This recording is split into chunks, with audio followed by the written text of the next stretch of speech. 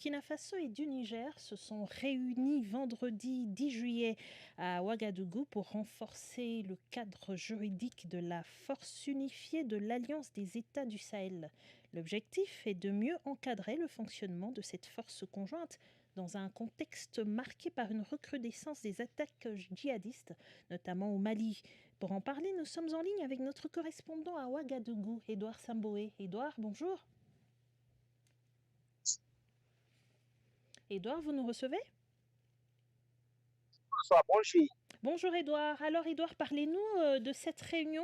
De quoi s'agissait-il exactement et qu'est-ce qui en découle concrètement pour la force unifiée?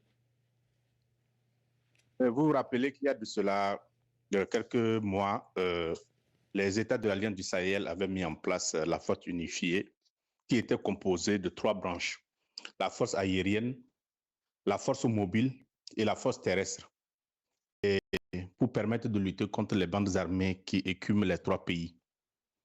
Donc il était important cette fois-ci de se retrouver, de faire le bilan.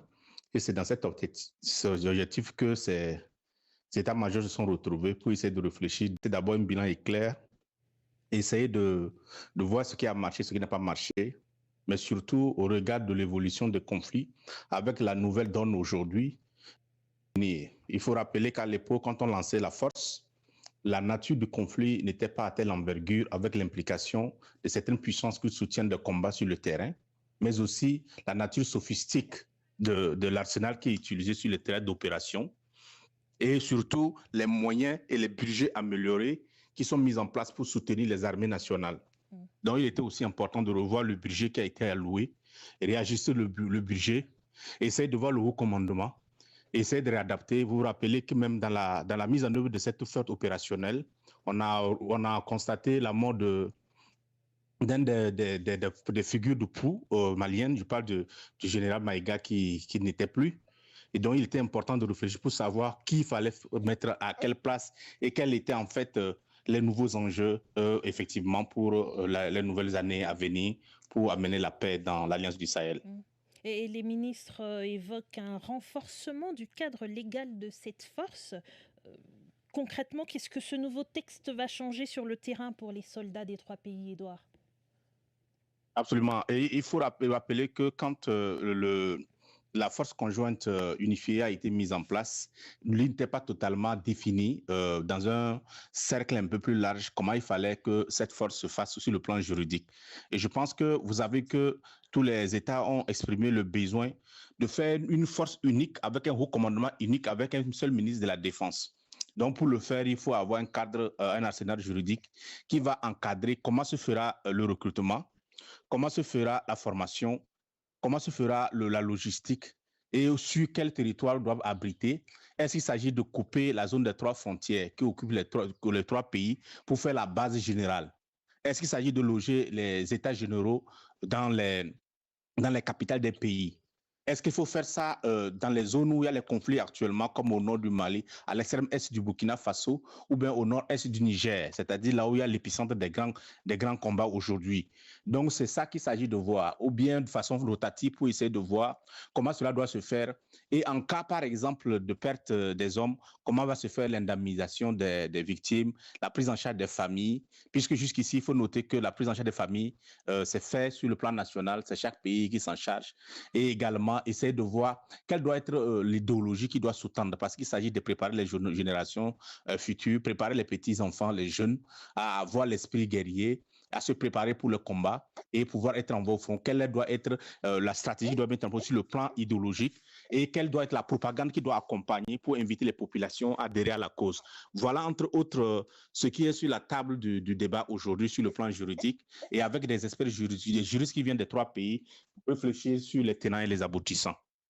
D'un côté, il y a aussi des experts qui estiment que le véritable défi n'est pas tant de doter la force unifiée d'un cadre juridique, mais plutôt d'améliorer la coordination entre les armées du Mali, du Burkina Faso et du Niger sur le terrain. Est-ce que cette question a occupé une place importante dans les discussions et surtout des solutions ont-elles été avancées? Oui, naturellement, des solutions ont été avancées, effectivement, puisque quand ils ont dressé le bilan, ils ont quand même vu que, effectivement, les 80 à 90% des territoires ont été quand même récupérés et l'armée monte en puissance. Le nombre de militaires a augmenté en termes de recrues.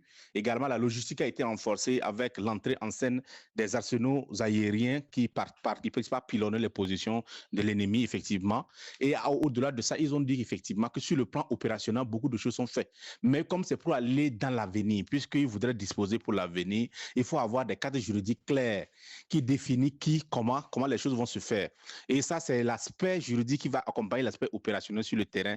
Mais sur le plan opérationnel, ils ont dit clairement, tout ce qui a été déjà fait, il faut le maintenir. Il s'agit maintenant d'améliorer, surtout mettre beaucoup de budget militaire pour accompagner, acquérir du matériel militaire pour accompagner. Maintenant, essayer de regarder sur le plan normatif, effectivement, pour y voir qu'est-ce que, effectivement, sur le plan juridique, qu'est-ce qu'on va faire. Puisqu'il faut le rappeler, l'Alliance des États d'Israël sont en train d'aller dans une optique de mutualisation totale de leurs administrations, mutualisation totale de leurs douanes. Ils sont allés dans une logique de briser les barrières douanières, de briser les barrières frontalières et d'harmoniser effectivement leurs administrations pour avoir une même façon de voir les choses. Et pourquoi très rapidement faire fondre l'armée et faire une armée unique avec un centre de commandement unique qui donne les ordres pour au nom de tous les trois pays. Et c'est sur ça en fait qu'ils travaillent. Comment faire en sorte que un Burkinabé ne se sente plus burkinabé, mais qui se sente plus sahélien, un Malien, un Nigérien.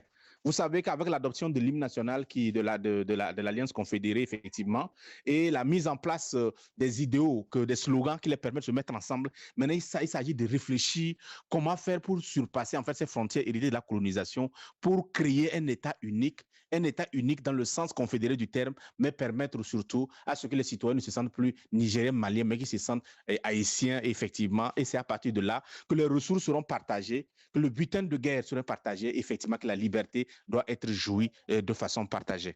Et les autorités assurent que la coopération entre les trois armées est déjà une réalité. Hein. Est-ce que En cela effet. se traduit par des résultats visibles sur le terrain, Edouard? Ou reste-t-il encore Oui, des obstacles importants?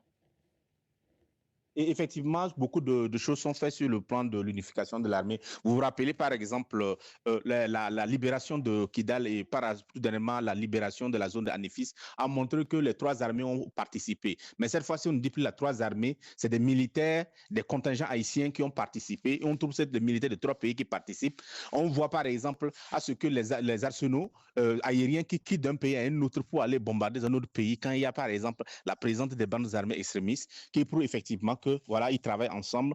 On voit également les mouvements des militaires qui viennent du Mali, du Niger pour se former au Burkina Faso et les militaires burkinabés vont se former au Mali pour essayer de comprendre un peu ce que le partage des renseignements, le partage de la sécurité, des secrets de l'armée, le partage des techniques de combat, effectivement, qui est toujours mis en place. Et ça, c'est des faits, c'est des réalités qui sont là mises en place. Et effectivement, ils s'en réjouissent déjà. Et les résultats qui accompagnent surtout la libération d'un certain nombre de territoires. Et quand on regarde aussi comment les populations accueillent surtout l'engouement des jeunes qui s'enrôlent effectivement chaque jour, ça prouve combien de fois ils ont réussi sur le plan inspirationnel. Effectivement, les gens accompagnent et les gens voudraient que ça aille de l'avant, qui est le souhait aujourd'hui de briser les barrières, éviter la colonisation et aller dans le sens d'un État voulu par les pays, les Africains eux-mêmes. Et ceci dit, Edouard, et avec ce qui a été décidé à Ouagadougou, peut-on s'attendre à une intensification des opérations conjointes dans les semaines à venir? Oui, ils l'ont rappelé effectivement qu'à l'heure où ils tenaient la rencontre, les opérations se poursuivaient sur le terrain et les opérations devaient se poursuivre avec plus d'intensité, avec toujours le même mot d'ordre que les ennemis déposent les armes ou mourir. Je pense qu'ils l'ont répété à tout moment et qu'ils ne laisseront pas leur pays dans les mains de quiconque, ils ne laisseront pas leurs ressources et les opérations vont se poursuivre avec plus d'intensité. Vous voyez par exemple l'ouverture de la création, l'ouverture des consulats effectivement, mais aussi des décisions diplomatiques. Vous avez vu tout dernièrement avec Israël, ils ont expliqué clairement qu'ils sont en train d'aller dans une logique d'acquisition du matériel, de nouvelles technologies qui viennent de l'État hébreu, effectivement, pour participer à bombarder, à détruire tous ceux qui sont dans le Sahel et qui détruisent les populations civiles. Édouard Samboé, vous êtes notre correspondant permanent à Ouagadougou. Édouard, merci pour toutes ces explications. À la prochaine sur Vue d'Afrique. Merci. Merci.